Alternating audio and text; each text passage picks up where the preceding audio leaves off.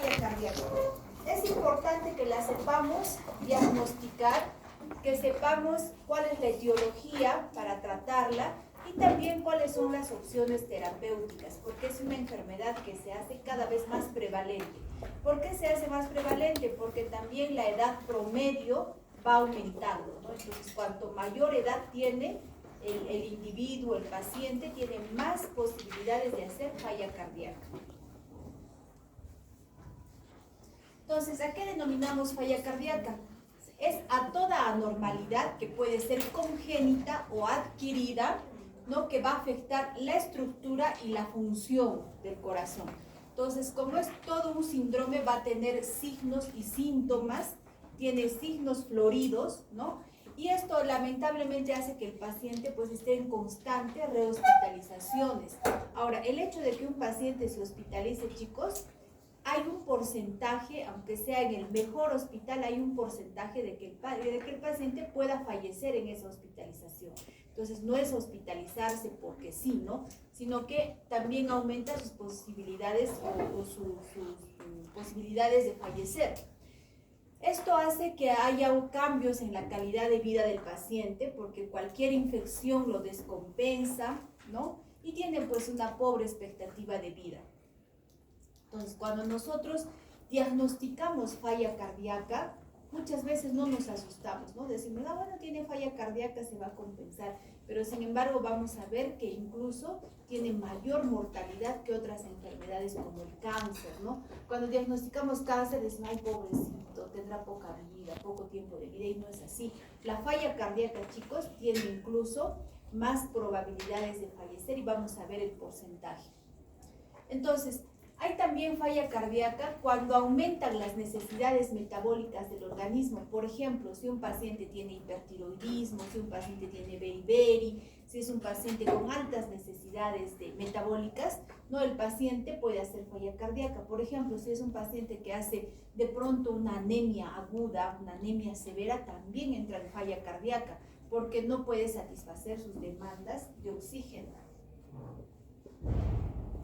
En cuanto a la epidemiología, miren, 20 millones de personas padecen de falla cardíaca, ¿no? Por eso es una enfermedad muy prevalente.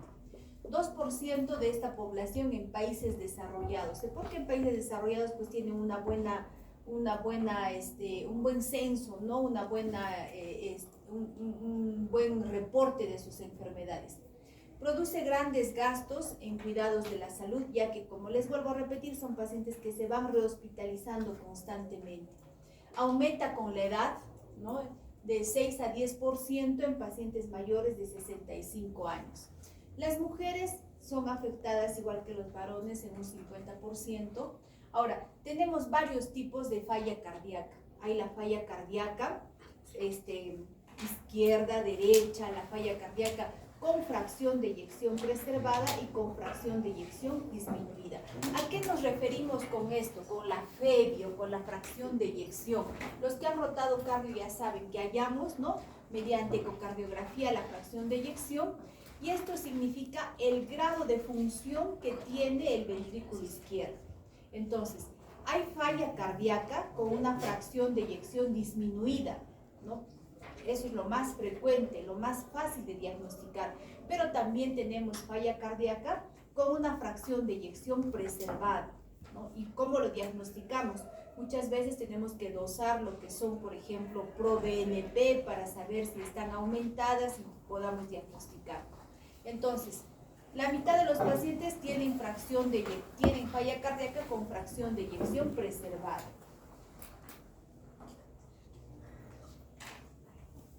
Entonces, acá tenemos, ¿no? Fracción de eyección disminuida, hay fracción de eyección limítrofe y fracción de eyección incluso aumentada. ¿Puede haber falla cardíaca con fracción de eyección aumentada? Sí.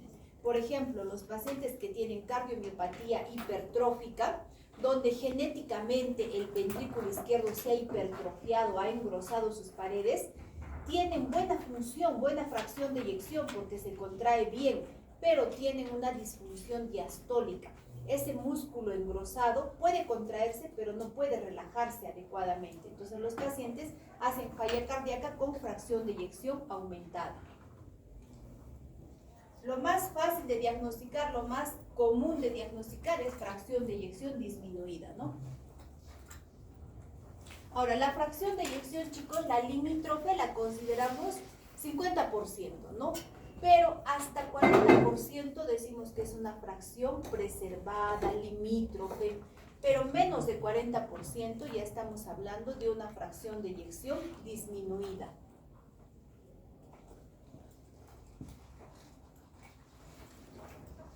En cuanto a la etiología, la etiología es múltiple, ¿no? Puede ser alguna patología que afecte la estructura o la función. Dentro de las causas más frecuentes está la cardiopatía isquémica.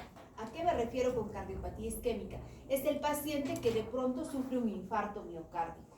Sufre un infarto. ¿Qué hace el infarto? Necrosa las paredes del ventrículo, entonces el paciente tiene que, el corazón sufre pues todo un proceso de remodelación, finalmente se dilata y el paciente tiene falla cardíaca, ¿no? Entonces, cuando hablemos de infarto, no solamente salvar la vida del paciente, sino lo vamos a salvar, pero con qué fracción de eyección va a quedar el paciente. No sirve de mucho salvarlo con una fracción muy disminuida porque su promedio de vida es muy corto. Por eso es que el diagnóstico debe ser inmediato y el tratamiento lo más rápido que se pueda, porque salvamos cantidad de miocardio, entonces le damos mejor expectativa de vida al paciente.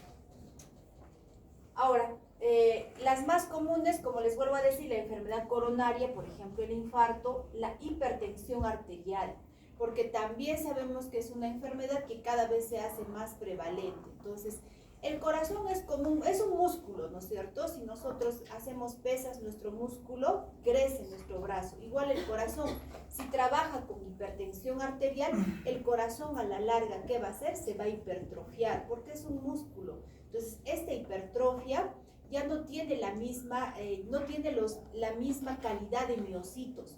Los miocitos son ya de tipo fetal, que mueren rápidamente por mecanismos de autofagocitismo, por mecanismos de apoptosis, y estos miocitos que han muerto tempranamente, ¿no? Que van a ser reemplazados por tejido colágeno, tejido tipo elastina, entonces ya no tienen la capacidad de contraerse y dilatarse, sino se quedan dilatados sin buena fracción de eyección, y esto nos lleva a la falla cardíaca. Y la diabetes, chicos, miren, la diabetes también es una enfermedad cada vez más prevalente. Se relaciona con la hipertensión, con el sedentarismo, con la obesidad. Entonces, estas enfermedades van de la mano, ¿no? Que nos van a llevar finalmente ¿a qué? A la falla cardíaca. De un 20 a 30% de casos la causa es desconocida, ¿no? O lo que decimos de origen idiopático, ¿no? No sabemos por qué. ¿Y por qué decimos un 20-30%? Porque muchas veces los pacientes con falla cardíaca llegan al médico cuando ya están en estadios finales y no podemos saber qué ha pasado con el paciente. ¿Qué lo habrá llevado a la falla cardíaca? Un infarto miocárdico, la diabetes, lo habrá llevado una amiloidosis, una valvulopatía, porque ya cuando están en falla cardíaca, el corazón está tan grande que ya las válvulas también tienen insuficiencia, entonces no podemos saber cuál ha sido primero, ¿no? Igualmente, pacientes, por ejemplo, que están en falla renal, ustedes que están rotando nefrología, ven pacientes en hemodiálisis, ¿no? Entonces, ustedes le preguntan al paciente, ¿y qué lo llevó a la falla renal? A veces no saben, ¿no? A veces dicen que es una glomerulonefritis, la hipertensión. Lo cierto es que los pacientes que están en falla renal, en hemodiálisis, hasta el 80% son hipertensos. Pero no sabemos cuál lo llevó, qué causa fue la primera, ¿no? Que lo llevó a esta patología. Hay algunas causas, chicos, que cuando veamos este tema de cardiomiopatías, vamos a ver que son un grupo de enfermedades que afectan primariamente a la estructura del corazón. Por ejemplo, tenemos la cardiomiopatía dilatada. La cardiomiopatía dilatada es una enfermedad que tiene base genética, que afecta el citoesqueleto del corazón, ¿no? Lo que son las proteínas, la desmina, la laminina, la citosina. Entonces hace que haya una alteración en el esqueleto y el corazón se dilata globalmente. Entonces, al dilatarse nos lleva a la falla cardíaca. Entonces, tenemos varias causas, ¿no? Incluso hay enfermedades, por ejemplo, como las enfermedades congénitas, que si no son reparadas quirúrgicamente en el tiempo adecuado, nos va a llevar a falla cardíaca, porque al haber una alteración en la parte anatómica, se va a remodelar, ¿no? Hay cavidades que crecen, aumenta la hipertensión, se van remodelando y a la larga también terminan en falla cardíaca. Entonces, chicos, como ven, las causas son múltiples. Puede ser genética, puede ser valvular, hipertensión, diabetes, la cardiopatía isquémica, que es la principal causa de falla cardíaca, ¿no? Como el infarto miocárdico, causas como las cardiomiopatías, causas, por ejemplo, hay insuficiencia cardíaca o cardiomiopatía dilatada en el embarazo. Algunas gestantes hacen esta cardiomiopatía. Hay otras que son producidas por parásitos, como la enfermedad de Chagas, por ejemplo, que afecta la estructura y nos lleva a la falla cardíaca. Entonces son múltiples las causas que nos van a llevar, porque va a afectar tanto la estructura como la función del corazón.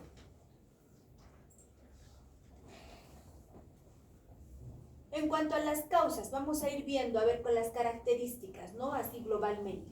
En cuanto a la etiología, por ejemplo, si hablamos de una cardiopatía reumática, este es un tema que lo vamos a tocar adelante también. La cardiopatía reumática es una complicación de la fiebre reumática.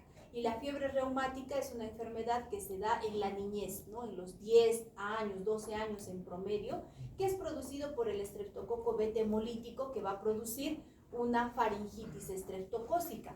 Esta se va a volver policíclica, ¿no? Y nos va a dar como complicación la cardiopatía reumática. ¿Y qué es lo que hace la cardiopatía reumática? Afecta principalmente la válvula mitral, ¿no? Entonces, esto va a producir que mujeres jóvenes tengan esta valvulopatía mitral, tanto insuficiencia como estenosis. Entonces, esa es una de las causas, ¿no? Como ya hemos dicho, la enfermedad de Chagas, que es producida por el Trypanosoma cruzi, ¿no? Que es un parásito, ¿no? Y es una enfermedad pues metaxémica, ¿no? Que es transmitida por un parásito, por la vinchuca. Y la anemia, por ejemplo, es un factor agravante. ¿Qué pasa si tenemos un corazón ya insuficiente y ese paciente hace una hemorragia gástrica, una hemorragia intestinal, una hemorragia urinaria, ¿no? Entonces baja aún más lo que es la concentración de hemoglobina. Entonces a un corazón que ya tiene de por sí alterada la función, que le aumentes una anemia, pues lo va a descompensar completamente, ¿no? Igualmente una infección a un paciente con falla cardíaca lo descompensa, porque en la infección aumentan las necesidades metabólicas y estamos hablando de una enfermedad que de por sí ya tiene disminuida la oferta del oxígeno, ¿no? Que va a llegar al tejido miocárdico. Entonces son factores agravantes de la falla cardíaca. Las causas, bueno, las causas con fracción de eyección disminuida, la primera, chicos, la cardiopatía isquémica, el infarto, no se olviden, porque después del infarto viene la necrosis, el corazón se dilata y nos lleva a la falla cardíaca. Otras causas, hipertensión, otras causas, valvulopatías, como ya hemos visto. Una causa también de falla cardíaca es el cor pulmonar. Cuando decimos cor pulmonar, como su nombre lo dice, estamos hablando de un síndrome corazón-pulmón, ¿no? Porque el corazón con el pulmón trabajan en circuito. Entonces, ¿qué pasa? Cuando el paciente tiene una patología pulmonar crónica, que puede ser un EPOC o puede ser una fibrosis pulmonar, ¿no? ¿Qué va a pasar? Esta enfermedad va a producir aumento de la presión a nivel de la arteria pulmonar, de los capilares pulmonares, ¿no? Llega a las cavidades derechas.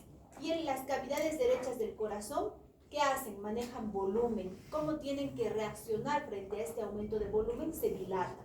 Entonces, el cor pulmonar es eso, es dilatación de las cavidades derechas del corazón por una causa pulmonar crónica. Entonces, esta enfermedad pulmonar crónica también nos puede llevar a falla cardíaca.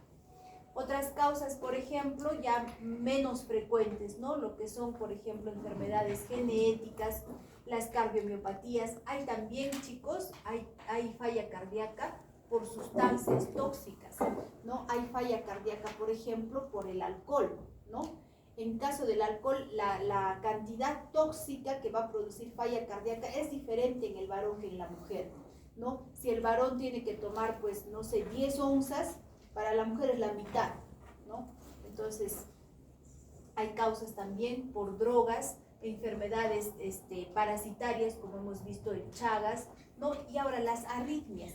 Las arritmias a la larga también nos llevan a falla cardíaca, porque en qué está pasando, si son taquiarritmias, bradiarritmias, también va a haber alteración de lo que es la función, entonces nos va a llevar a falla cardíaca, con fracción de eyección disminuida, que es la más fácil de diagnosticar. Ahora, la falla cardíaca con fracción de eyección preservada, cuando hablamos de preservada, hablamos de limítrofe, ¿no? Que está entre 40 y 50%. Tenemos, por ejemplo, hipertrofias patológicas, anginas, tenemos cardiomiopatía restrictiva, fibrosis, etc. Y la falla cardíaca con fracción de eyección aumentada, la que tenemos es por ejemplo, la cardiomiopatía hipertrófica, ¿no? Tenemos la anemia crónica, la tirotoxicosis, el beriberi, o sea, cuando aumentan las necesidades metabólicas. Estas son las causas de las que ya hemos hablado. El pronóstico, chicos, miren, el paciente con falla cardíaca, si es un paciente ya sintomático, porque hay muchos pacientes que no saben que tienen falla cardíaca, porque ya vamos a ver en la fisiopatología, se van activando mecanismos compensatorios que hacen que el paciente, pues por muchos meses o años, puede estar asintomático. Además, como los síntomas van progresivamente, el paciente cada vez va disminuyendo su actividad física, poco a poco, ¿no? Porque es un problema crónico. Entonces, si el paciente ya tiene síntomas, tiene mal pronóstico, miren, de 30 a 40% mueren al año, ¿no? Al año. Entonces, diagnosticar falla cardíaca no es sencillo. Le estamos diciendo que el paciente tiene 40% de posibilidades de que fallezca en el primer año, ¿no? Y de 60 a 70% de que fallezca en 5 años. Entonces, como ven, el pronóstico es malo cuando el paciente tiene falla cardíaca, ¿no? Ahora, vamos a ver también más adelante cómo vamos a clasificar de acuerdo a la clase funcional, ¿no? Y en la clase funcional 4, miren, 30 a 70% mueren al año. Y en la clase funcional 1, 5 a 10%. Por eso es importante el diagnóstico y también la clase funcional. No es igual un paciente con falla cardíaca clase funcional 1 que clase funcional 4. En la clase funcional 1, miren, solo de 5 a 10% de posibilidad de que fallezca al año, ¿no? Pero en clase funcional 4 ya de 30 a 70%. Es bastante la diferencia en el pronóstico de vida del paciente. ¿Y cómo clasificamos la falla cardíaca? La falla cardíaca la clasificamos mediante esta clasificación de la NIJA, que es muy conocida y tiene muchos años. ¿Por qué es importante esta clasificación, chicos? Porque acá lo clasificamos de acuerdo a la actividad física de cada persona. Siempre les pongo el ejemplo. Por ejemplo, un atleta, ¿no? O un atleta, digamos que sea un maratonista, que está acostumbrado a correr 3 kilómetros diarios. Su actividad física no es igual, por ejemplo, a la de ustedes, que son estudiantes, ¿no? Que están más tiempo en la computadora, más tiempo sentados, entonces, o la de una ama de casa, que muchas veces después va restringida su actividad física. Por eso se clasifica de acuerdo a la actividad física de cada persona. ¿Y cómo clasificamos? Miren, en 4 clases. La clase 1 es cuando el paciente tiene limitación o tiene la disnea, la dificultad respiratoria, al hacer actividades físicas mayores a las habituales, ¿no? Esa es la clase 1. La clase 2 es cuando el paciente tiene síntomas al realizar actividades habituales. Entonces, por ejemplo, del atleta será pues al correr 2 kilómetros y de la ama de casa será al barrer 2 pisos, ¿no? Por eso es la diferencia y tiene que ser de acuerdo a la actividad física. La clase funcional 3 es cuando tienen esta dificultad respiratoria, cuando hay actividad menor a las habituales. Por ejemplo, el paciente nos dice, yo me canso al peinarme, yo me canso al vestirme o me canso al comer. Eso ya pues es una clase funcional 3, ¿no es cierto? Son actividades menores a las habituales. Y la clase funcional 4 es ya cuando el paciente tiene los síntomas al reposo. O sea, el paciente está sentado o echado, igual se está cansando, igual está disneico. ¿Por qué es importante clasificar? Porque de acuerdo a esto vamos a ver también el pronóstico de vida de cada paciente. Ya hemos visto la diferencia que hay entre clase 1 y clase 4. Entonces, chicos, miren, esta imagen les pongo porque la falla cardíaca es esto. Muchas veces diagnosticamos sin pena al paciente diciendo, bueno, el paciente tiene falla cardíaca. Pensamos que va a ser un paciente que va a estar años con falla cardíaca y no es así. Estamos viendo, ¿no?, que es toda una constelación de signos y síntomas que al paciente van a cambiar su calidad de vida. Va a ser un paciente que por cualquier cosa está rehospitalizándose. Al hospitalizarse tiene mucha probabilidad de morir, ¿no? Es un paciente pues que ya no va a poder hacer las actividades como normalmente las hacía. Entonces, miren, no se olviden, la falla cardíaca es este tiburón que nos está persiguiendo, ¿no?, cuando hay factores de riesgo. En cuanto a la fisiopatología, chicos, tiene que haber un evento inicial, ¿no? Por ejemplo, cuando hablamos del infarto, que es la causa más frecuente de falla cardíaca, estamos hablando de que hay una cara, ¿no?, una cara del corazón que se ha infartado, entonces se ha necrosado, es reemplazado por material tipo fibroso, tipo elástico. Entonces ese corazón pues ya no tiene la misma función, ya no es un corazón que se contrae y se dilata en una sístole y una diástole, ¿no?, sino que va a tener una fracción disminuida. Entonces va a haber un evento inicial, ¿no? O por ejemplo, una valvulopatía, o por ejemplo, una endocarditis infecciosa que nos puede llevar a la falla cardíaca, etc.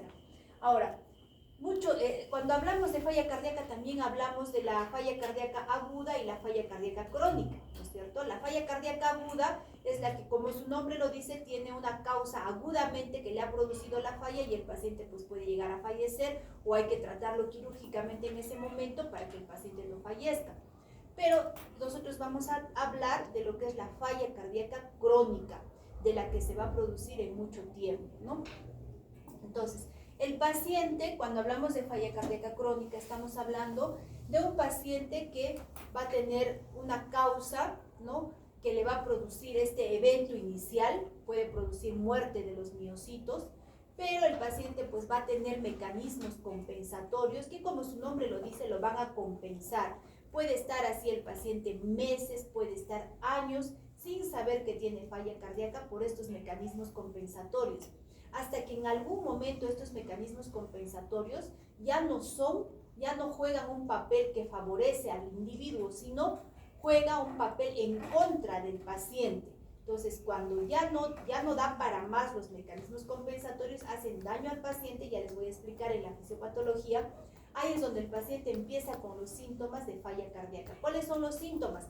La disnea, lo que son los edemas, la taquicardia, la cardiomegalia, ingurgitación yugular, así, etc., ¿no? Todos los síntomas que conocemos de falla cardíaca. Entonces, luego de este tiempo ya el paciente nos refiere los síntomas de la falla cardíaca, ¿no? Ahí tenemos que ver cómo está la función del ventrículo izquierdo para saber si es una falla cardíaca con fracción de eyección disminuida, si es una falla cardíaca con fracción de eyección limítrofe, o incluso puede ser una fracción de eyección aumentada, ¿no?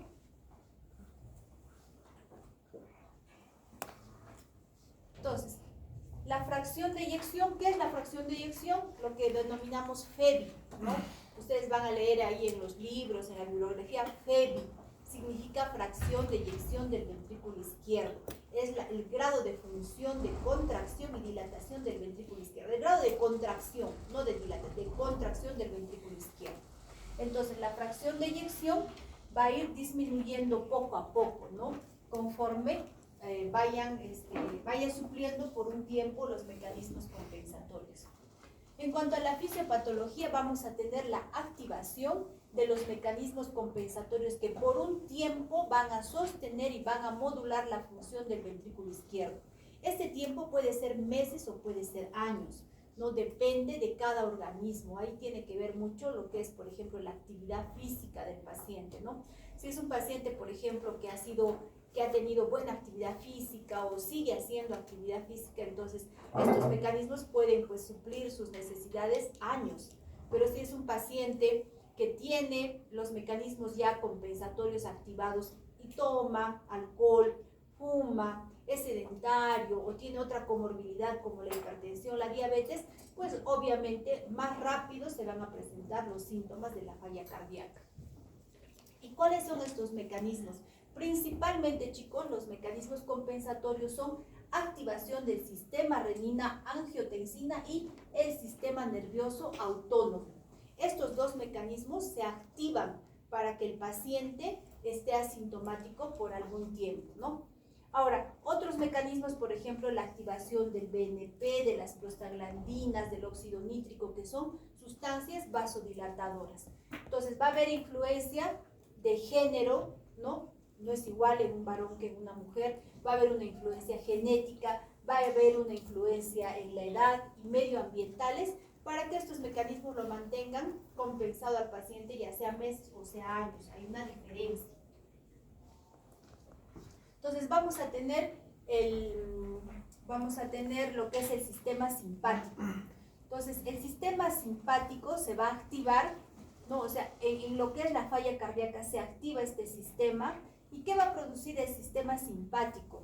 El sistema simpático es el que va a producir taquicardia, es el que produce vasoconstricción. ¿Y por qué produce vasoconstricción? ¿Qué hace el sistema simpático? Al producir esta vasoconstricción, hace, por ejemplo, que llegue menos cantidad de sangre a los músculos, llega menos cantidad de sangre al riñón, llega menos cantidad a lo que son las extremidades inferiores. ¿Para qué? Para asegurar que esa cantidad de sangre adecuada llegue a los órganos vitales que son el corazón y el cerebro. O sea, es como un secuestro de sangre de estos órganos que no necesitan tanta cantidad de sangre para que llegue a adecuada cantidad al cerebro y al corazón. Entonces, por eso es que el paciente con falla cardíaca es un paciente pálido, ¿no? Porque no llega la cantidad adecuada de sangre a sus músculos, porque esa cantidad está secuestrada. Es un paciente, por ejemplo, que no orina durante el día. O sea, cuando hace actividad física, el paciente está caminando, trabajando, no orina. Entonces el paciente nos va a referir, yo orino, doctora, más de noche que de día. ¿No? Eso se conoce como nicturia, ¿no? La nicturia es uno de los síntomas de la falla cardíaca. ¿Y esto por qué se produce? Porque el sistema simpático, ¿no? Al hacer esta vasoconstricción a nivel de las arterias renales, el riñón no funciona mucho, no hay buena filtración glomerular, y ya cuando el paciente está en reposo, recién empieza a haber esta irrigación sanguínea a los músculos, al riñón, y empieza a producir orina. Por eso es que cuando ya está dormido, ya está echado, recién funciona el riñón. Entonces el sistema nervioso simpático es el que nos da taquicardia, el que nos da vasoconstricción. Ahora, este sistema nervioso simpático por un tiempo lo tiene bien al paciente, ¿no? ¿Por qué? Porque orinará más de noche, pero el paciente a veces ni cuenta se da de que eso es algo malo. Está pálido o cansado, ¿no? Como no llega cantidad suficiente de sangre a los músculos, sube un piso y se cansa. Ya no es como el paciente que subía corriendo al tercer piso y no pasa nada. ¿Por qué? ¿Por qué está cansado el paciente con falla cardíaca? Porque no hay buena cantidad de irrigación en los músculos.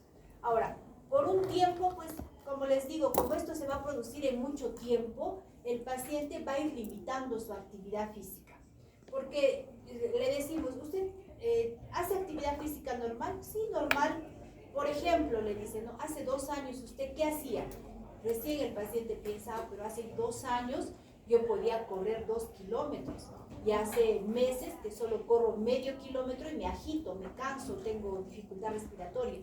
Entonces, con el tiempo el paciente ha ido limitando poco a poco su actividad física, y por eso es que el paciente pues piensa que todo está bien, piensa que los síntomas le han empezado ayer, pero no ha sido así, ¿no? Sino que poco a poco ha ido limitando su actividad física.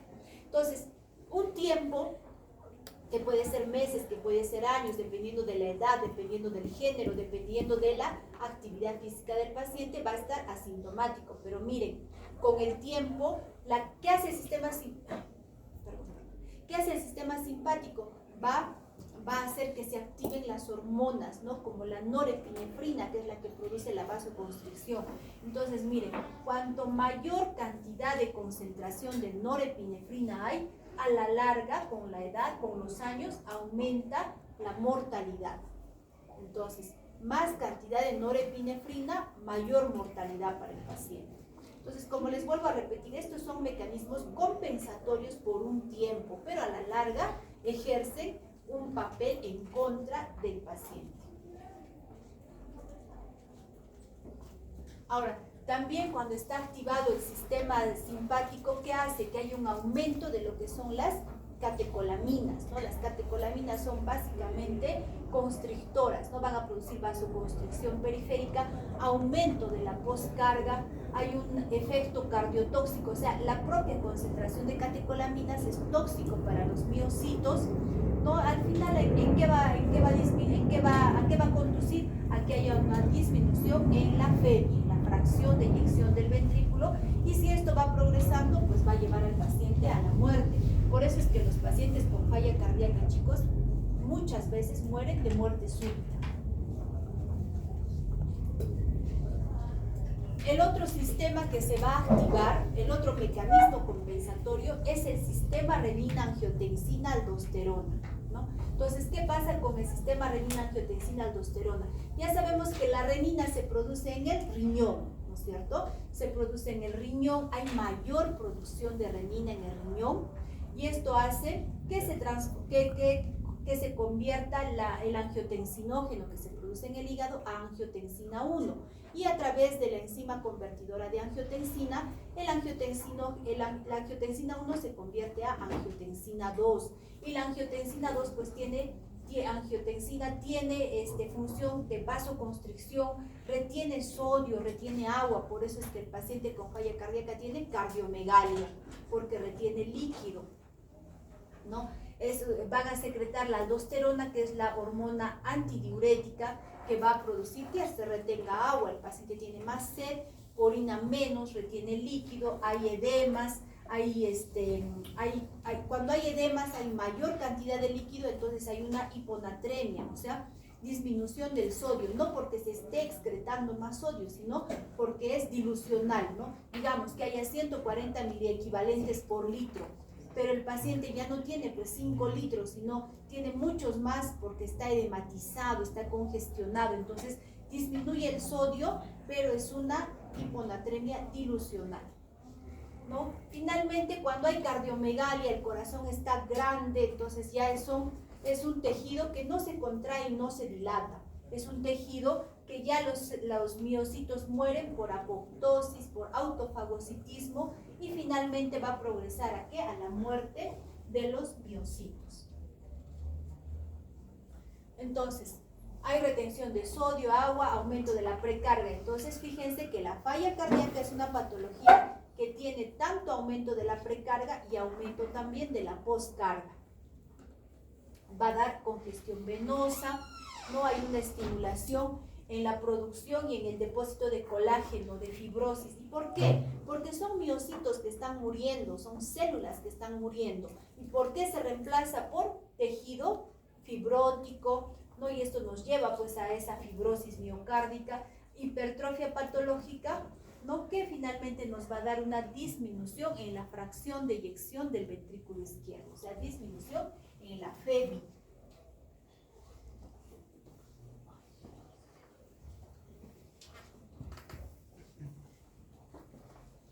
Entonces, chicos, ¿cuáles son los mecanismos básicos? Vamos a tener la remodelación, ¿no? Este corazón, se activan los mecanismos compensatorios y el corazón se remodela. El corazón se remodela, ¿por qué? Porque nos va a producir la retención de sodio y agua, cardiomegalia. Al haber cardiomegalia va a haber falla de las válvulas, se hacen insuficientes, porque las válvulas son como la puerta de esta habitación, ¿no? Esta puerta está hecha para este tamaño de habitación. ¿Qué pasa si aumentamos el tamaño de la habitación? La puerta va a quedar pequeñita, entonces ya no va a poder cerrarse adecuadamente, ¿no? Entonces esa es la falla valvular que se presenta en la falla cardíaca.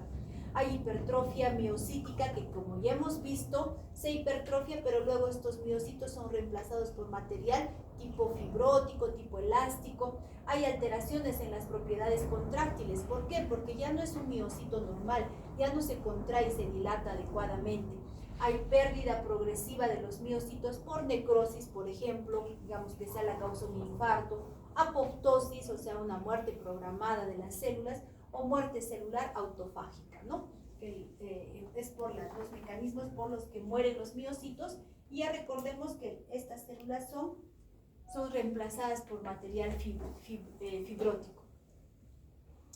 Entonces, en lo que es, bueno, seguimos con los mecanismos básicos. Tenemos desensibilización adrenérgica, no tenemos metabolismo miocárdico anormal, hay una reorganización de la matriz extracelular, porque ya hemos dicho que hay más tejido fibrótico, ¿no? Hay una distensión del miocito, hay neurohormonas circulantes, citoquinas proinflamatorias, factores de crecimiento y especies oxígeno reactivas, ¿no? Entonces, es toda una cascada que se va a desencadenar con esta activación de los mecanismos compensatorios.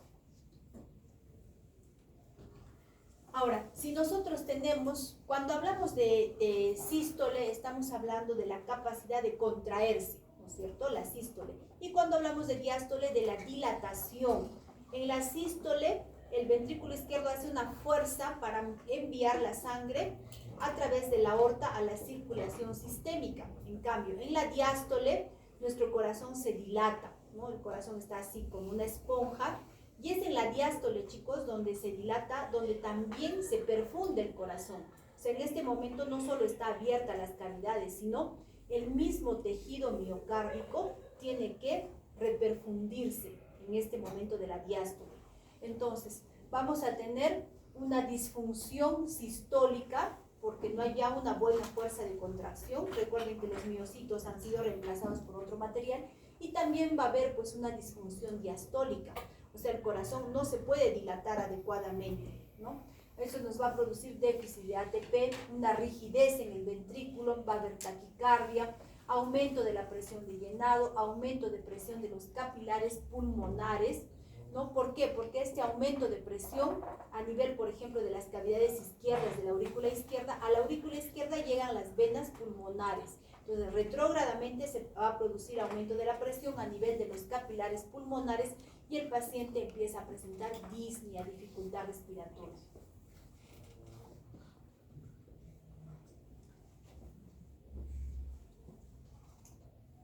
Chicas, se retiran del salón, ¿ya? Las dos. Ya les has puesto presente, para normal que sigan presentes, pero se retiran. Retírense del salón.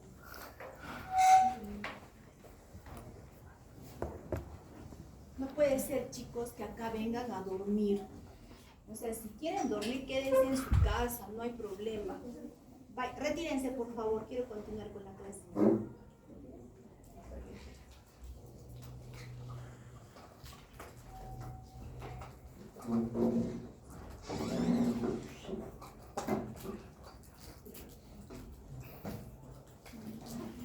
Ni siquiera voy a preguntar sus apellidos, sus nombres. Yo no tomo, chicos, mala leche a nadie. A mí todos me parecen buenos alumnos, tal vez no han dormido bien, se sentirán mal, no sé, pero no puedo tener dos alumnas que estén durmiendo en la clase porque contagian al resto, me distraen y es mejor que duerman pues en un lugar más adecuado, ¿no es cierto? Entonces, chicos, seguimos. Esta imagen es para despertarlos un poquito, ¿no? Cuando hablamos de falla cardíaca crónica, estamos hablando de remodelación. Despertarlos, no se pongan románticos. Ya van a empezar ya. Entonces, cuando hablamos de falla cardíaca crónica, estamos hablando de remodelación del corazón por estos mecanismos compensatorios. Entonces, miren, normalmente nuestro corazoncito tiene pues una forma triangular, ¿no? El ventrículo izquierdo tiene una forma triangular. ¿Qué va a pasar con estos mecanismos compensatorios?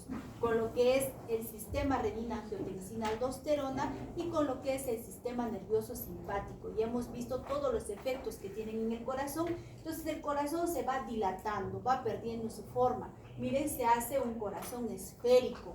Entonces, estas paredes que ya hemos visto no tienen la capacidad de contraerse y dilatarse. Ni se contrae bien ni se dilata bien. Entonces, hay una disfunción tanto sistólica como diastólica. Entonces, si ya incluso la diástole está alterada, el corazón ya no se perfunde adecuadamente, ¿no? Entonces son los cambios que vamos a tener en la forma, en la estructura del corazón.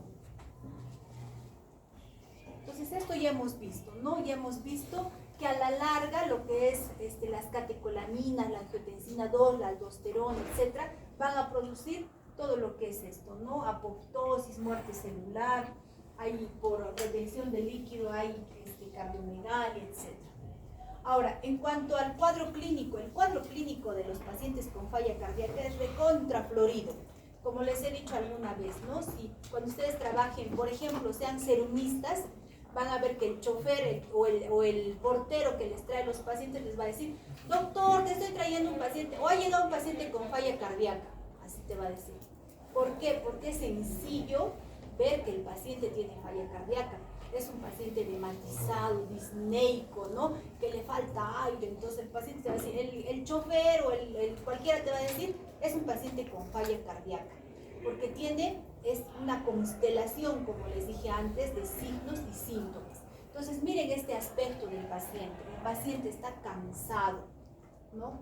Está cansado, ¿por qué? Porque ya hemos visto que hay un secuestro de sangre, ¿no? Ya no llega la cantidad adecuada a los músculos, entonces el paciente cuando camina se siente así, se siente pesado, no se siente cansado. Ahora, el paciente también va a tener síntomas neurológicos. En la falla cardíaca hemos dicho que hay, por ejemplo, hiponatremia, ¿no? Porque el paciente está con mayor cantidad de líquido, entonces el sodio no es que haya disminuido la cantidad de sodio, sino que está diluido, hay una dilución porque hay mayor volumen, entonces el paciente puede tener síntomas neurológicos. O puede ser también que el paciente tenga arritmias, ¿no? Porque el paciente con falla cardíaca tiene mucha predisposición a hacer arritmias. Entonces el paciente está disneico. En cuanto a la disnea, chicos, sabemos que la disnea es la dificultad. ¿Qué es la disnea? A ver.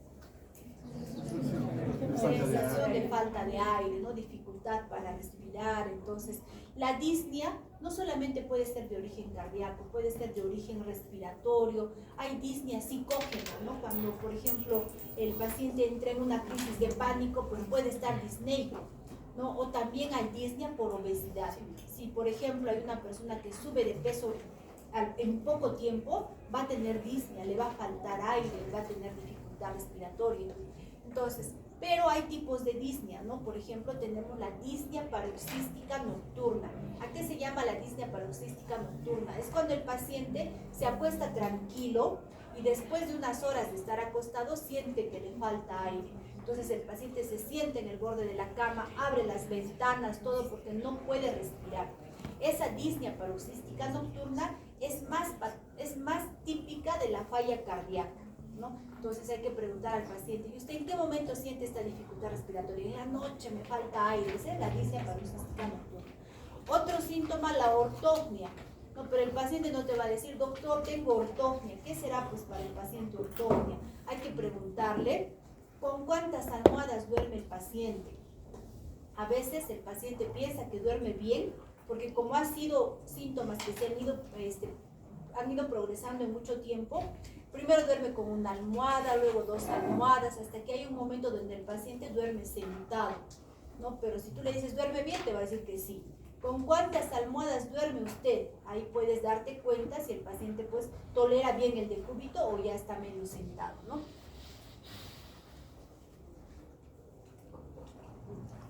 Si el paciente presenta, por ejemplo, taquicardia, si el paciente presenta algún tipo de arritmia, ¿qué nos va a referir? Palpitaciones, ¿no? El paciente nos dirá palpitaciones, así como cuando ustedes ven al chico o a la chica que les gusta, que sienten palpitaciones, así siente el paciente.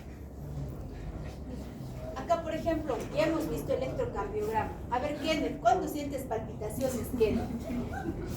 Cuando volteas, Claudia. Ya, a ver chicos, acá por ejemplo, ya hemos visto electrocardiograma, ¿no? Hemos visto que la distancia entre R y R debe ser regular, o sea, como un relojito, el corazón es como un relojito. Pero el paciente con falla cardíaca puede presentar múltiples arritmias, la más frecuente la fibrilación auricular. Si presenta estas alteraciones, nos va a referir palpitaciones. Puede haber síncope también si el paciente tiene bloqueos, por ejemplo. Cianosis. Cianosis puede presentar el paciente porque hay un mal intercambio gaseoso, ¿no es cierto? Puede ser una cianosis periférica, puede ser una cianosis central. Es uno de los síntomas de falla cardíaca. Ahora, podemos escuchar soplos, sí, por ejemplo, si el paciente tiene comprometidas las válvulas, ¿no? Podemos escuchar soplos dependiendo de la válvula que esté afectada. Ahora, no todo paciente con ascitis, con circulación colateral es paciente hepático, ¿no? O hepatópata. Hay la cirrosis cardíaca también, ¿no? Cuando ya hay congestión hepática, el paciente hace ascitis, circulación colateral y hace ictericia, ¿no? Entonces hay cirrosis cardíaca también por falla cardíaca. Lo que decimos, ¿no? La nicturia. ¿Por qué el paciente presenta nicturia? Porque durante el día, como está haciendo actividades, no hay buena llegada de sangre, no hay buena filtración glomerular y el paciente pues no orina. Pero cuando ya está echadito, disminuye la demanda de oxígeno en corazón y en cerebro, recién la sangre se va a los músculos, se va a los riñones y recién el paciente en la noche orina. La nicturia. Los edemas. Los edemas ya hemos visto, ¿no? Los edemas es aumento o retención de líquido que puede ser también por múltiples causas. Por ejemplo, puede haber un edema renal o nefrogénico, ¿no? Y eso porque tiene diferencias clínicas. El paciente que hace falla cardíaca, los edemas que se van a presentar es en zonas declives. O sea, si el paciente camina, será en las piernas, ¿no? En zonas declives. Si es un paciente postrado, no va a presentar en las piernas, será en la espalda, en la zona sacra, ¿no? O sea, en las zonas declives. En cambio, el paciente que presenta edema de causa renal es un paciente que amanece con la cara hinchada, generalmente con los ojos hinchados, ¿no?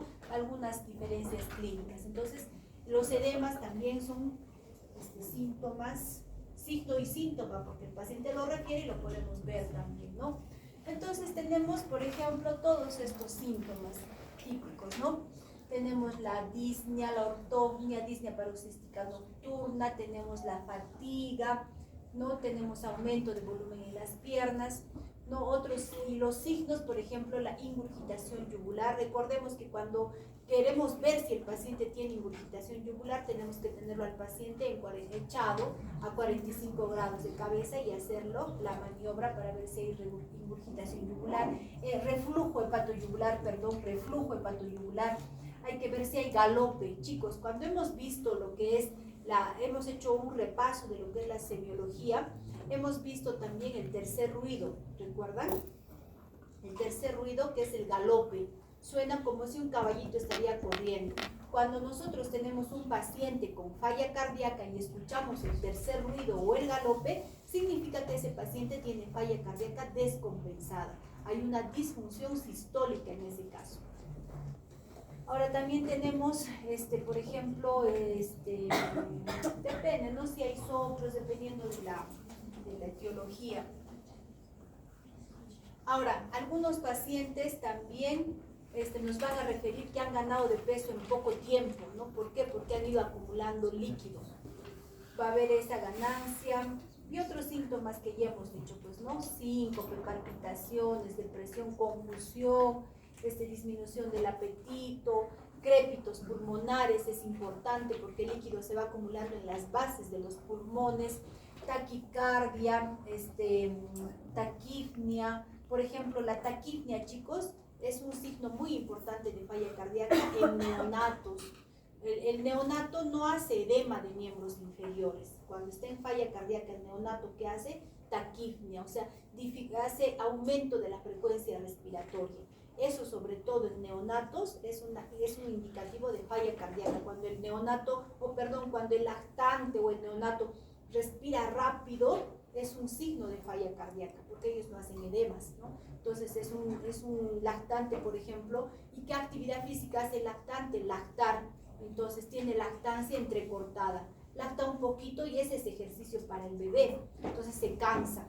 Deja de lactar, otra vez lacta, deja de lactar, lactancia entrecortada, por ejemplo, es un signo de falla cardíaca en lactantes, ¿no? Caquexia, por ejemplo, el paciente con falla cardíaca, pues está caquéxico, ¿no? Entonces, el diagnóstico, como hemos visto, es fácil. ¿Por qué? Porque son muchos signos y muchos síntomas que al verlo, al que me cuente, yo voy a decir, este paciente tiene falla cardíaca.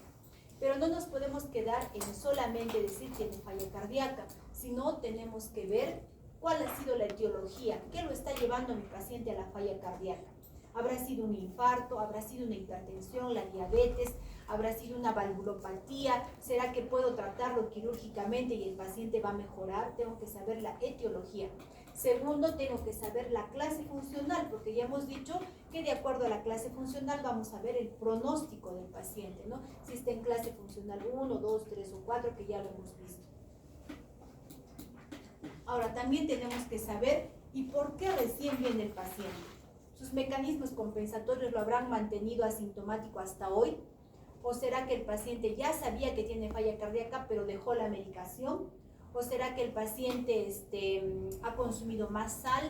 ¿O será que el paciente tiene una infección, una anemia que lo está descompensando, ¿no? Entonces tenemos que ver todo eso para ayudar al paciente. No nos podemos quedar en el diagnóstico. Como les vuelvo a repetir, el diagnóstico lo puede hacer el chofer de un puesto de salud, lo puede hacer el personal técnico que ya constantemente ven este tipo de pacientes. Entonces nosotros tenemos más objetivos en el paciente con falla cardíaca. Hay que determinar la causa, ¿no? ¿Qué lo llevó a la falla cardíaca? Eso es importante saber.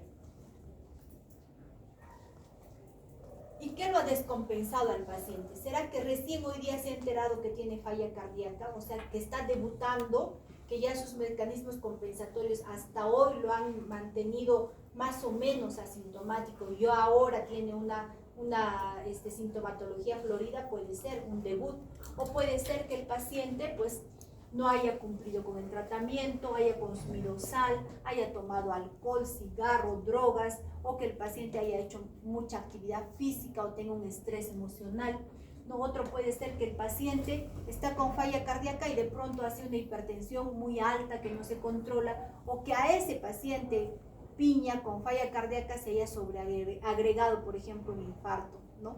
O puede ser que el paciente pues esté progresando en su patología.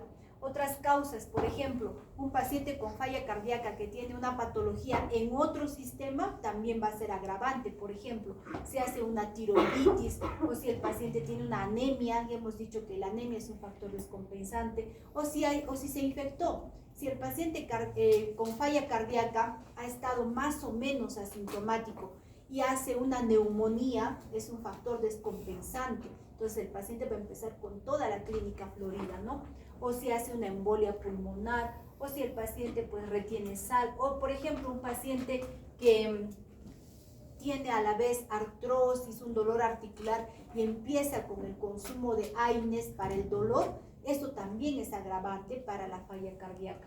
O pacientes que lastimosamente ya estando con falla cardíaca, felizmente rara vez hacen otra patología tipo cáncer y tienen que empezar un tratamiento con doxorubicina o con ciclofosfamida, que son drogas cardiotóxicas, entonces agravan la situación de falla cardíaca del paciente. Entonces tenemos que saber si el paciente está debutando o si el paciente pues ha tenido alguna de estas causas que lo han descompensado.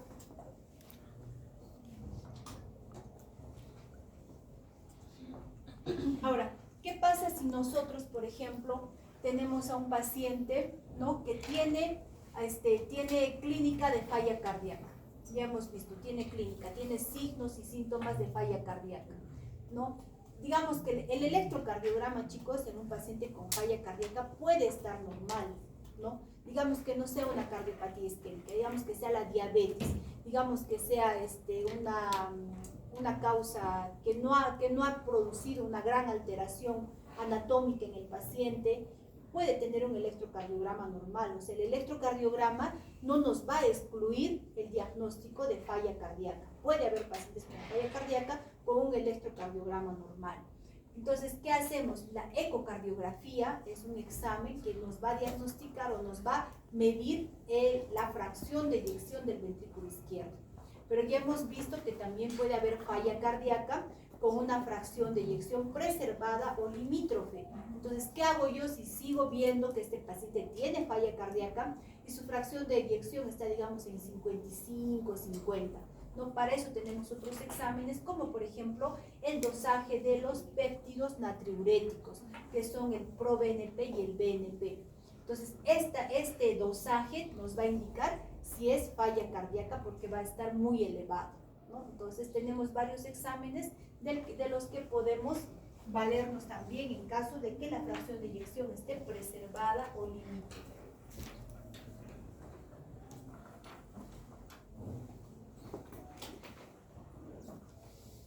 A ver, este es más o menos un resumen, ¿no? Signos y síntomas. Sospechamos de falla cardíaca. Tenemos signos, tenemos síntomas. Ya hemos visto que tiene todos los signos y síntomas. Entonces tenemos exámenes. Por ejemplo, una placa de tórax nos va a ayudar bastante porque el paciente con falla cardíaca tiene cardiomegalia, ¿no? Ahora, un electrocardiograma también nos va a ayudar. Puede tener arritmias, crecimiento de cavidades, pero si está normal no nos va a descartar, ¿no es cierto? Pero también tenemos los péptidos natriuréticos que vamos a poder dosar.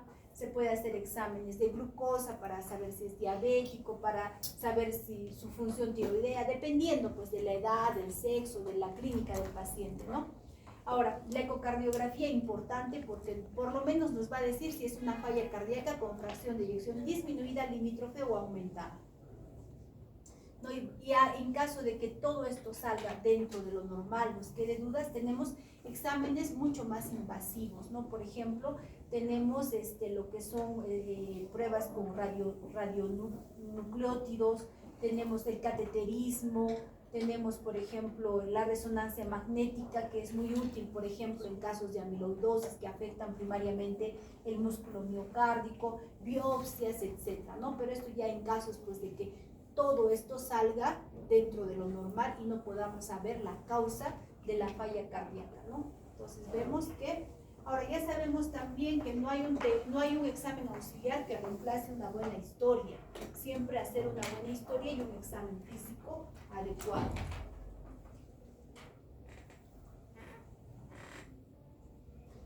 Desde un simple hemograma para saber si el paciente está infectado, para saber si el paciente está con anemia, ¿no?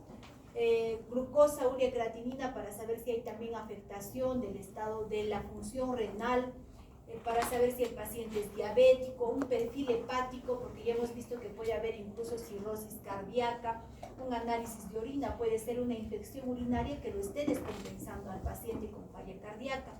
El perfil lipídico porque nos da idea de lo que es de su grado de aterosclerosis, ¿no? Por ejemplo, si es un paciente obeso, sedentario, lo más probable es que tenga un perfil lipídico elevado, y si lo encontramos con falla cardíaca, pues nos dirige a que el paciente puede ser una cardiopatía isquémica de causa aterosclerótica, ¿no?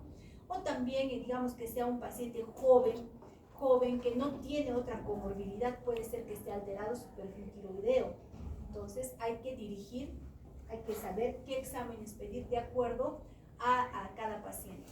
El electrocardiograma, como les vuelvo a repetir, podemos ver arritmias, podemos ver crecimiento de cavidades o puede estar normal.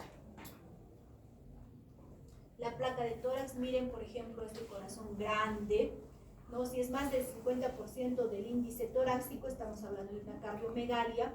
Si el corazón está crecido, como en este caso hacia la punta, estamos hablando de una cardiomegalia con crecimiento de ventrículo izquierdo. Si el corazón es grande y la punta del corazón es redonda, hablamos de crecimiento o nos sugiere crecimiento de ventrículo derecho. Aparte, miren los campos pulmonares, ¿no?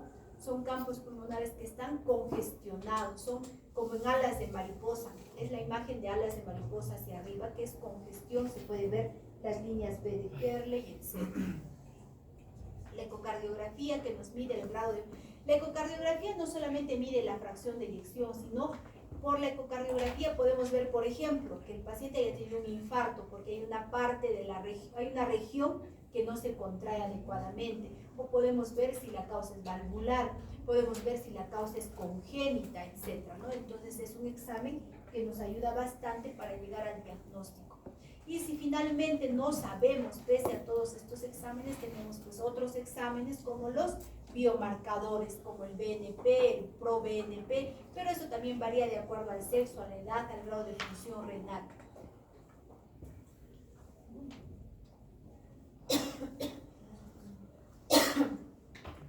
La prueba de esfuerzo, que no es como esta, ¿no? ¿Cuál es la prueba de esfuerzo? Pues que hacen nuestros paisanos, por ejemplo. Hay pacientes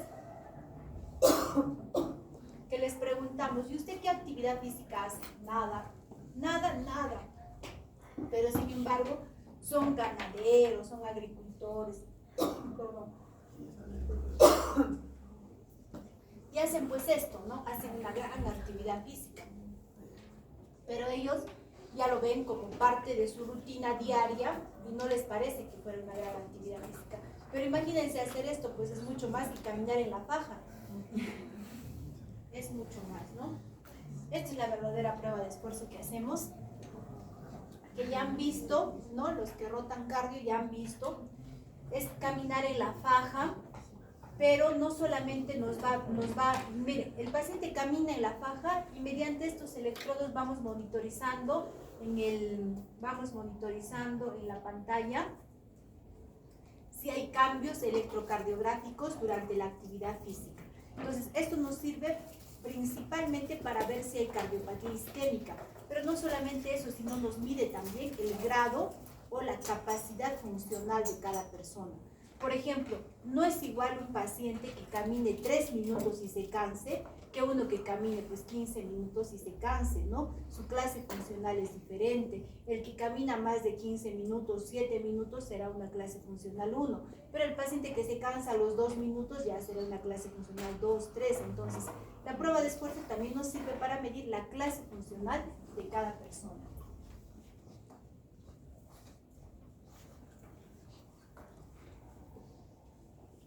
Otros exámenes, como ya lo hemos dicho, por ejemplo, la perfusión miocárdica a través de la medicina nuclear, la resonancia magnética, ¿no? Que nos sirve, por ejemplo, en casos de cardiomiopatía restrictiva por amiloidosis, ¿no? O estudios hemodinámicos o cinecoronariografía o cateterismo cardíaco. ¿Eso para qué? Para ver si el paciente, pues la causa es una cardiopatía isquémica.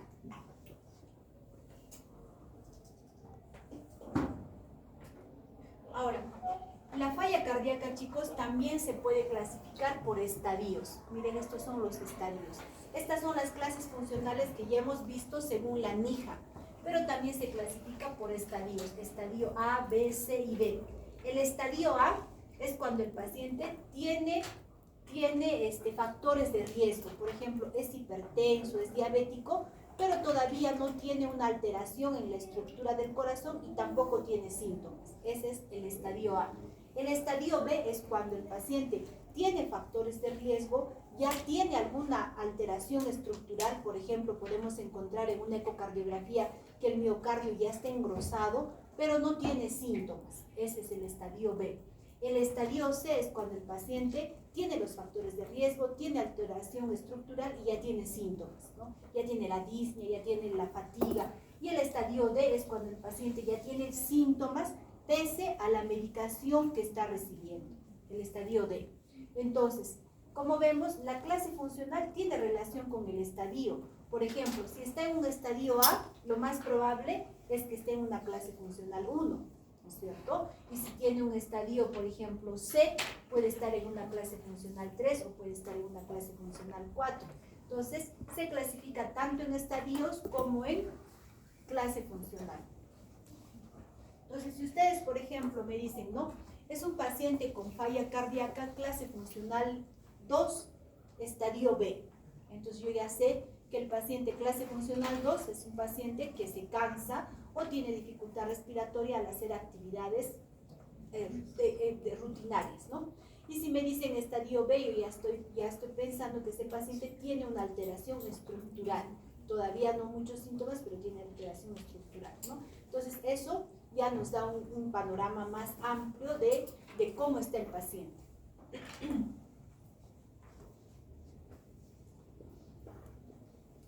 Los objetivos, chicos, es ¿para qué tratamos al paciente?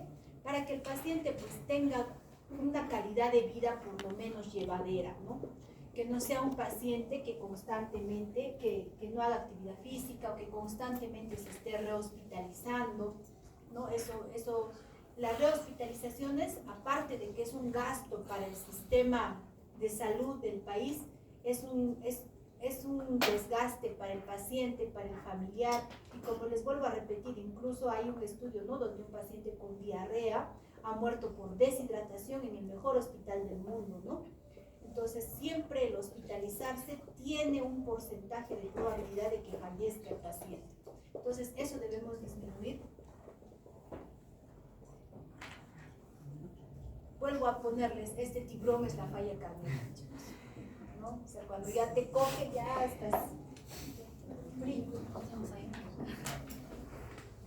Entonces, el tratamiento tiene estos objetivos: mejorar los síntomas para que el paciente no se rehospitalice, para que el paciente tenga una calidad de vida por lo menos llevadera, disminuir las rehospitalizaciones, prevenir la muerte prematura de estos pacientes.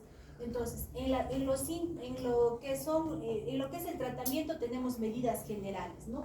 Las medidas generales que ya sabemos: si el paciente es hipertenso, controlar bien su presión; si es diabético, control adecuado de la glucosa; si es fumador, no tabaco; si toma alcohol, no alcohol, ¿no? O sea, hay que tratar las comorbilidades. Si es anémico, entonces darle hierro para que el paciente tenga buenos niveles de hemoglobina, ¿no? Si es un paciente, por ejemplo, etcétera, ¿no? O sea, hay que tratar toda la comorbilidad del paciente. No alcohol, no tabaco.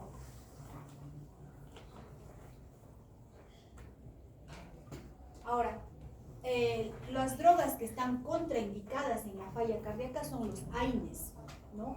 Que ya sabemos que son los antiinflamatorios no esteroideos. Muchos pacientes, chicos, con falla cardíaca también tienen otras dolencias, pues dolencias articulares, o son pacientes que también tienen, por ejemplo, artritis reumatoidea y tienen que usar salud crónicamente, están usando AINES para el dolor. Entonces, los AINES son tóxicos para los míos, son cardiotóxicos. Entonces, el paciente con falla cardíaca está contraindicado el uso de AINES. Algunos calcioantagonistas no se pueden recetar tampoco, ¿no? Los beta bloqueadores se pueden usar siempre y cuando el paciente no esté congestionado, ¿no? Y los antiarrítmicos, si es que el paciente está en arritmia, se le puede usar. Muchos pacientes con falla cardíaca nos han consultado en esta época del COVID: ¿me puedo hacer vacunar o no? Claro que sí, el paciente con falla debe completar sus vacunas. Hay que prevenir las infecciones, ¿no? Ya sea la vacuna del COVID, de la influenza, para influenza, todas las vacunas deben recibir estos pacientes. La dieta es importante, que el paciente con falla cardíaca, no es que hay que quitarle la sal, ¿no? Porque si alguna vez han comido una comida sin sal, no se puede pasar, es horrible, ¿no es cierto? Pero hay que disminuirle a lo que tolere el paciente, ¿no? Lo que recomienda la Organización Mundial de la Salud es 6 gramos de sodio, ¿no? Pero hay que disminuirlo. Debe mantener un peso adecuado. Ahora, pese a que el paciente nos va a referir dificultad al hacer actividad física, debemos recomendar que el paciente haga actividad física. O sea, el paciente no puede estar echado en la cama, tiene que hacer. De repente es solamente caminar en una habitación, de repente es caminar 10 minutos, pero debe hacer actividad física.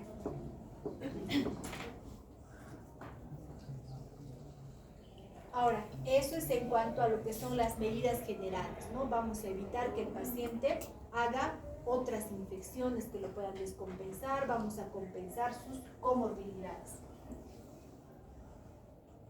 En cuanto al tratamiento medicamentoso, vamos a ver por qué usamos primero los diuréticos. Por ejemplo, si yo tengo un paciente con falla cardíaca, va a llegar a la emergencia congestionado, ¿no es cierto? Le falta aire. Yo le ausculto, el paciente está taquicárdico, el paciente tiene crépitos en las bases pulmonares porque el líquido ha congestionado sus pulmones, es un paciente edematizado, con ingurgitación yugular, con hepatomegalia, etc.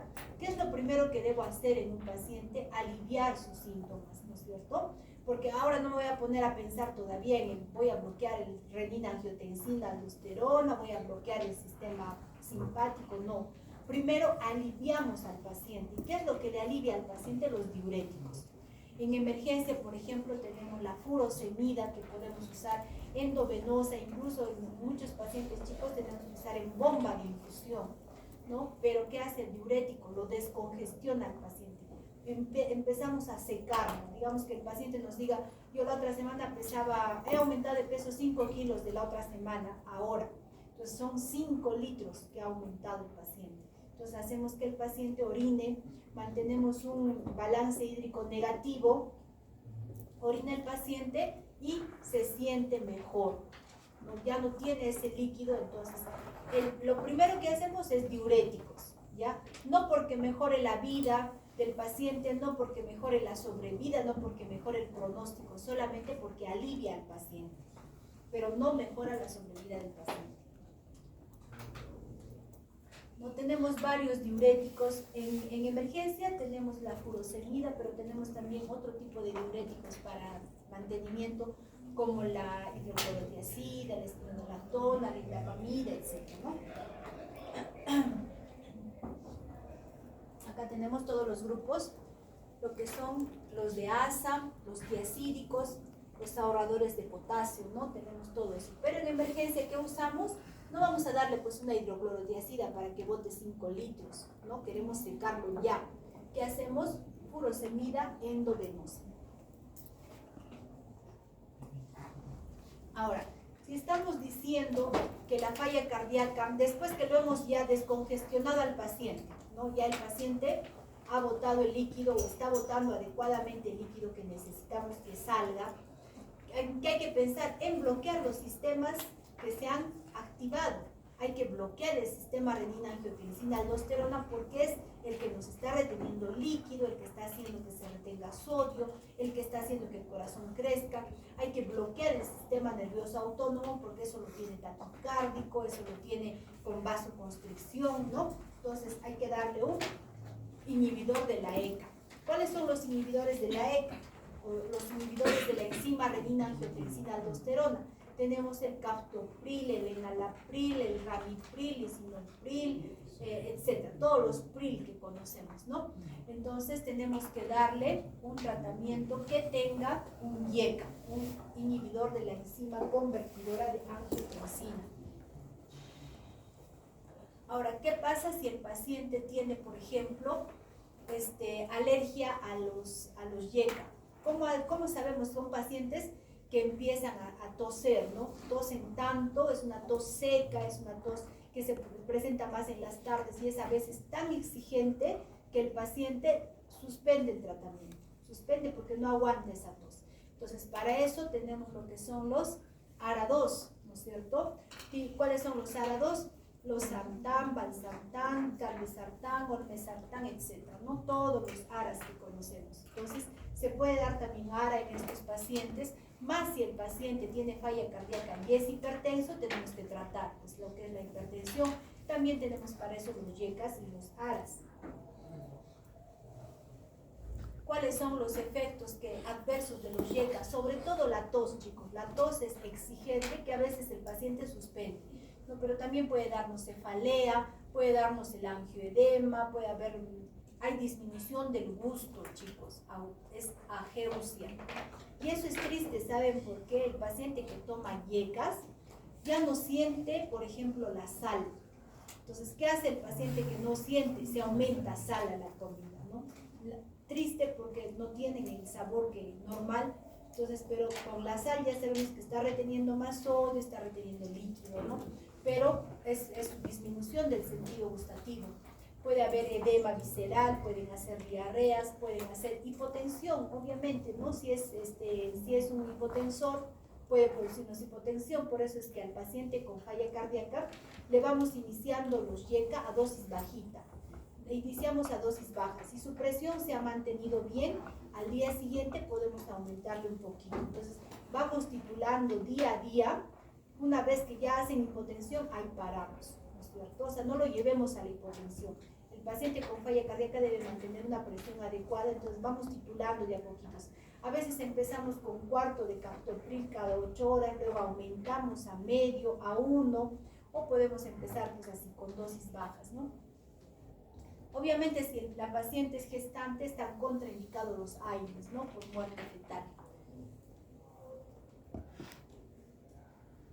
Ahora, eso en cuanto al bloqueo del sistema renina-angiotensina-aldosterona. ¿Y cuál es el otro sistema que está activado? El sistema nervioso autónomo. Entonces, si queremos bloquear, tenemos que dar pues, bloqueantes beta-adrenérgicos, ¿no? Entonces, vamos a bloquear el sistema simpático, ¿no? Las primeras semanas disminución de la contractilidad y después va a haber aumento de la función sistólica, ¿no? Tenemos los beta 1, los beta 2, que van a ir disminuyendo, van a ir bloqueando pues todo los efectos que hemos mencionado del sistema nervioso simpático. Ahora tenemos, por ejemplo, estudios que son muy conocidos, son metaanálisis que se han hecho, ¿no? Con lo que es, por ejemplo, el carvedilol. Se ha visto que los beta bloqueadores sí van a mejorar la sobrevida del paciente con falla cardíaca. Entonces, en cuanto a los beta bloqueadores, tampoco hay una dosis por kilo, sino tenemos que ir aumentando de a poquitos. ¿Y cómo sabemos si está beta bloqueado? Si el paciente empieza a hacer bradicardia. Entonces, para empezar un tratamiento con beta bloqueador, primero debemos asegurarnos que el paciente esté en clase funcional 1 o clase funcional 2, o sea que esté seco, porque si el paciente en ese momento está congestionado, está con edemas, le damos un beta bloqueador, lo vamos a fulminar al paciente. Tenemos que secarlo primero, diuréticos. Seco al paciente, está ya en clase funcional 2 o 1, recién le puedo dar un beta bloqueador. ¿Bien, chicos? Y los beta bloqueadores, ¿qué lo van a hacer? Lo van a bradicardizar. Entonces, ¿cómo empiezo? También empiezo a dosis bajita. Pero la diferencia es que los YECA puedo ir aumentando día a día. En cambio, los beta bloqueadores puedo ir aumentando semana tras semana. Si, por ejemplo, está con un carvedilol de 6.125, ¿no? La próxima semana le puedo subir a 12.5. O sea, cada semana voy titulando de acuerdo a su frecuencia cardíaca, de acuerdo a su presión arterial.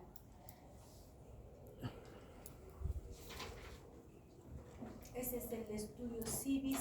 Ahora el otro es con carvedilol, el Copernicus, que son los mismos, ¿no? Todos estos estudios se han hecho para ver la efectividad de los beta bloqueadores en falla cardíaca. El CIVIS 1, CIVIS 2, Copernicus, todos esos, ¿no?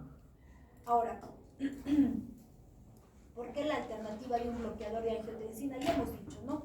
Si el paciente tiene esas reacciones adversas con los YECA, ¿qué podemos usar? Podemos usar los ARA2, ¿no? O bloqueantes de la angiotensina. Miren que la comparación es muy similar, ¿no? Entre lo que es el losartán y el captopril, por ejemplo. Ya también es del valsartán, ¿no? El estudio Valen. Ahora, ¿por qué bloqueamos la aldosterona? Ya hemos dicho que la aldosterona es el que nos va a producir la vasoconstricción, el que nos va a producir la hormona antidiurética y todo eso, ¿no? Entonces, se debe bloquear lo que es la aldosterona y para eso tenemos los bloqueantes tipo espironolactona, ¿no es cierto? La espironolactona, chicos, no debe faltar en un paciente con falla cardíaca. Y se ha hecho un estudio. El estudio se llama el estudio RALES. ¿Qué se ha hecho con este estudio? Se ha puesto en dos grupos a los pacientes, los que tienen se ha puesto en dos grupos a los pacientes con falla cardíaca.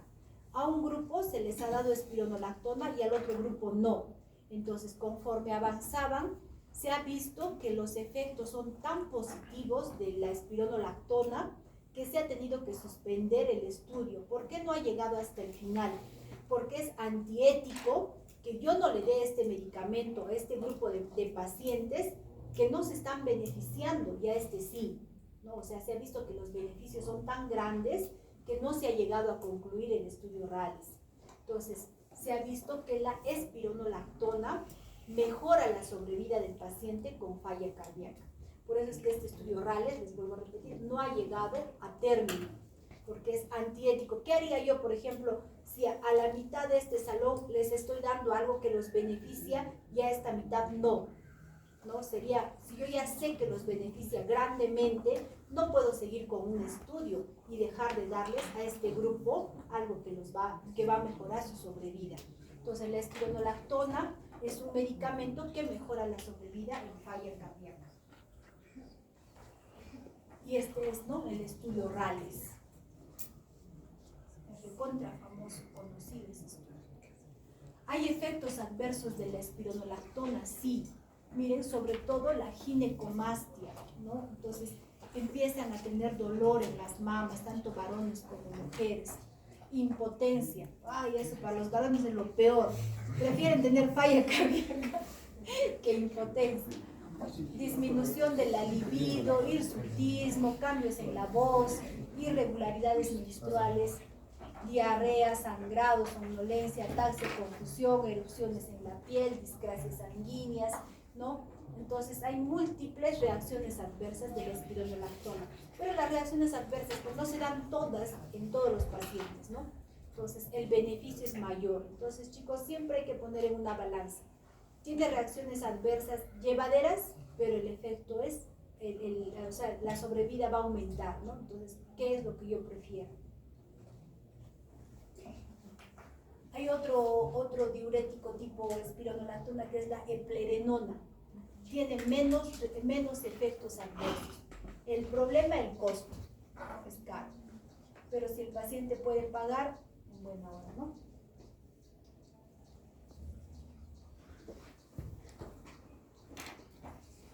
Este es el estudio Efesus. Entonces, como ven, los estudios en cardiología tienen estos nombres, ¿no? Civis, Rales, Copérnicus. Este es el Efesus, que ha comparado ya también no la espironolactona, sino la eplerenona. La eplerenona, que también es igual que la espironolactona, tiene efectos, aumenta la sobrevida del paciente y tiene menos reacciones adversas. El problema, como les vuelvo a repetir, es el costo.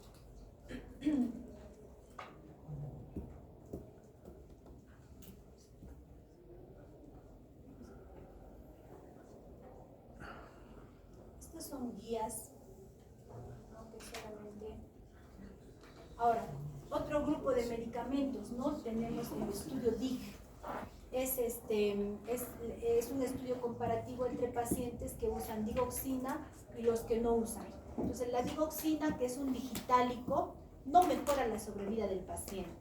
Solamente usamos cuando el paciente tiene baja fracción de eyección, cuando necesitamos controlar la frecuencia cardíaca del paciente o cuando necesitamos aumentar la fuerza de contracción. Digamos que sea un paciente fibrilador que tiene una fracción de eyección de 20% o de 18%. Quiere decir que ese ventrículo no se contrae. Entonces, si yo le doy a ese paciente un digitálico, ese ventrículo va a aumentar la fuerza de contracción. Entonces, en ese momento el paciente se va a sentir mejor, va a tener mejor calidad de vida, pero no mejora la sobrevida del paciente. No quiere decir que mi paciente va a vivir más tiempo por eso, ¿no? Pero va a mejorar la calidad de vida del paciente.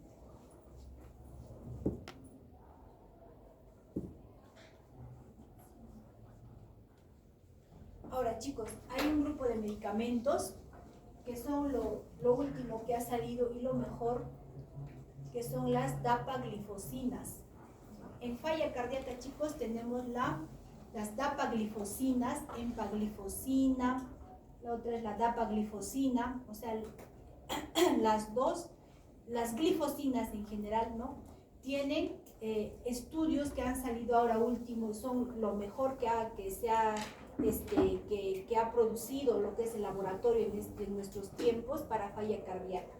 Estas drogas mejoran la sobrevida del paciente, ¿no? Por ejemplo, tenemos la dapaglifosina, la empaglifosina, como el Jardiance, ¿no? Que después de 4 semanas de tratamiento se les hace un control ecocardiográfico y los pacientes que tienen baja fracción de eyección mejoran su fracción de eyección. Obviamente son medicamentos caros también, pero si el paciente puede comprar, siempre darle la opción de este medicamento, ¿no? Las glifosinas, chicos, dapaglifosina, empaglifosina, mejoran la sobrevida del paciente con falla cardíaca, se puede comprobar después de 4 semanas de tratamiento, y aparte de eso, también han demostrado tener buena acción en los pacientes con falla cardíaca con fracción de eyección preservada. Entonces, ya un paciente con falla cardíaca debe recibir una DAPA o una empaglifosina, ¿no? El problema, el costo. Si el paciente lo puede pagar, hay que darle la opción. Ahora, otro tipo tipo de drogas, por ejemplo, si el paciente es fibrilador, tenemos que evitar los eventos cardioembólicos, podemos usar anticoagulantes, ¿no? Si es un paciente, por ejemplo, que es con cardiopatía isquémica, se puede usar vasodilatadores, etcétera, ¿no? Son grupos especiales.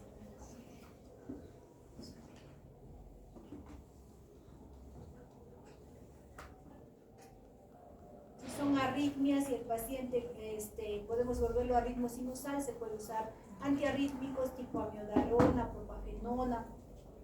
Si son pacientes que hacen taquicardias ventriculares, se puede usar aparatos como los desfibriladores implantables, por ejemplo. Ahora, si el paciente todavía está en ritmo sinusal, pero tiene un QRS ensanchado, se puede usar la terapia de resincronización, que es igual que un marcapaso, pero es un resincronizador, ¿no? Entonces, esos ya son tratamientos